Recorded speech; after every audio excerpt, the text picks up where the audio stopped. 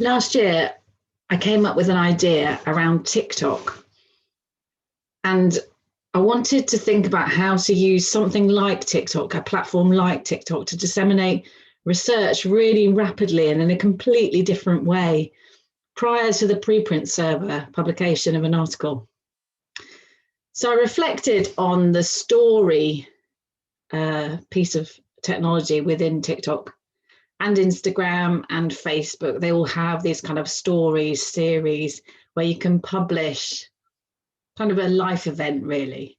And I started to think about in application to experiments and how researchers disseminate their research. So please bear with me. I'm not trivializing the nature of research by comparing it to a TikTok dance, don't get me wrong. But I think there is something we can learn from that piece of technology. So when a researcher starts to think about an experiment they want to do, they may think of it in context of creating a research story. And that may, in their minds, be just a plan in terms of how they deliver the experiment, how they publish the outcomes, who they might collaborate with, and where that ultimately might be published in an academic journal. So each piece of research is likely to form the shape of 4 primary stages.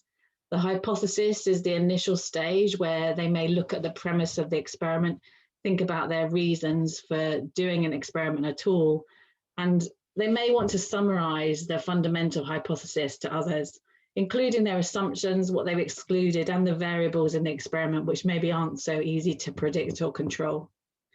And then they may want to talk about the method of that experiment. There is a section in many academic articles about methods where they outline the approach and the processes they adopted, look at the equipment, the way they observed, and any precautions or hesitations they may have had in delivering that experiment.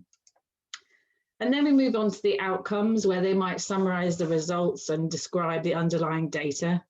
It may confirm or not the initial hypothesis, and there may be anomalies that indicate that it's not going to be consistently replicated in the future. And they may also think of how they might validate those outcomes in terms of their next steps. And then the final piece, really, that most researchers write in an article is their conclusions.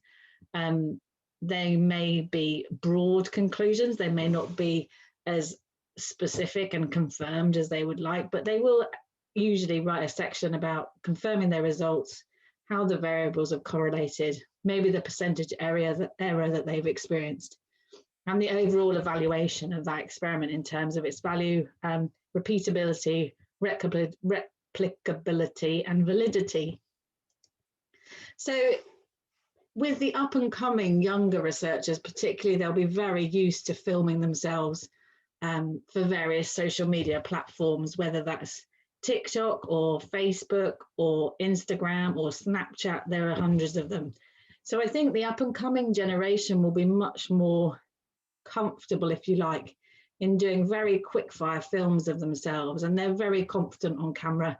They know how to film themselves to their best perspective and how to edit those things together. So I think we're going to see an up and coming group of students and postgrads that want to communicate through video. And when I thought about the 4 kind of main stages of an experiment, I thought actually these fall very nicely into very quick fire videos. So if it's a small experiment, they may only do a 1 to 2 minute video on the hypothesis, for example. But if it's a more complex experiment, there may actually be a story within the hypothesis about how they came to come up with that particular experiment and that particular area of research. And so you may actually have kind of 4 or 5 stories within the hypothesis. There's 4 or 5 videos creating a story within the hypothesis itself. And then we move on to the method. It may be similar, the outcomes and the conclusion. And then subsequently, they may look to disseminate their research more formally through a preprint server before we move on to the version of record. So the way I'm conceiving this kind of TikTok for research, if you like, not to trivialize the research, but to kind of describe it easily, is that there will be a series of kind of quick fire videos which create a space for that research to be published and validate and confirm to the outside world and claim that experiment before they've even reached the point of publication. So the reason I'm thinking of it prior to the preprint server is I actually think that publication may increase their chances of being published, both on a preprint, but also for the version of record within whatever journal they choose to publish in, simply because they'll have a profile. That experiment kind of has its own brand already before they submit the article, become accepted, and face the peer review process.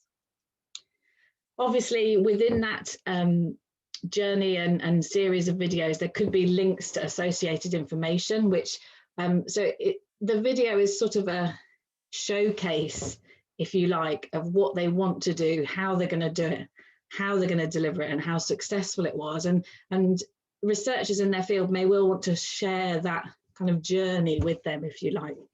But then underlying that, they will also probably want a more formal representation of what that person's done. And so around the video itself, there may be authors and contributing authors, which will then formally publish later. There may be other blogs or related works that they want to refer to within the videos, and there could be underlying links to those. Data is increasingly open. I went to a video on the FAIR standard that's being implemented. And so underlying data may actually occur prior to the publication of the article. You may actually start to see data appearing in the methods, for example, when they do a test experiment. There may be underlying data that kind of illustrates the outcomes and also confirms the conclusions. And then those videos will be in perpetuity. So as time goes on, they may well link them to the preprint article, the version of record, any postprints, and also the references that they've used to develop that whole experiment. So I'm kind of thinking of it as a sort of ecosphere of communication, where we're not moving away from the article publication as such. It's almost like a preliminary representation of why that experiment and that research is important to the outside world, which I hope would increase their chances of formal publication in the kind of journal that they want to publish in later. So that's my very brief description of TikTok for research, if you like. I'm calling it rapid research dissemination. I hope you enjoyed it. Thank you very much.